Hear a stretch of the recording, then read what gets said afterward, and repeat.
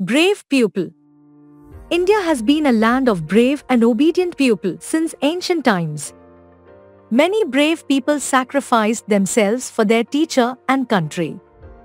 One such true, brave and obedient pupil was Aruni. Hundreds of years ago there were no schools. Instead there were Gurukuls. Boys were sent to Gurukuls to study. They had to live with their teacher in an ashram. The teacher was called the Guru. The boys in the ashram used to share all the work. They collected dry firewood, dug the fields to sow seeds and harvest the ripened crops. They served their gurus wholeheartedly. The gurus also considered them as their children and cared for in every manner.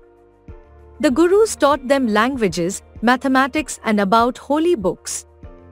They also taught them horse riding and the use of bows and arrows. There was an ashram in a forest. There were hundreds of boys in it.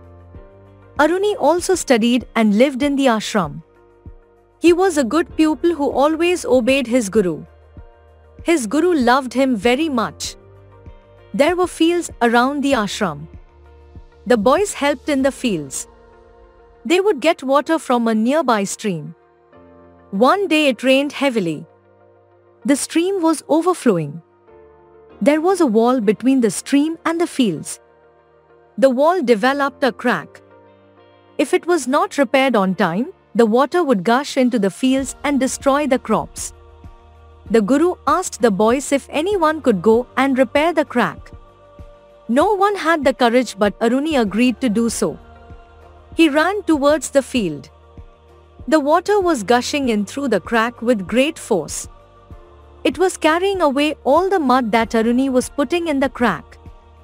Aruni decided to stop the water. He leaned against the crack. Soon the water stopped flowing in. It grew dark. When Aruni did not return, the Guru along with some other boys went to the field to look for him.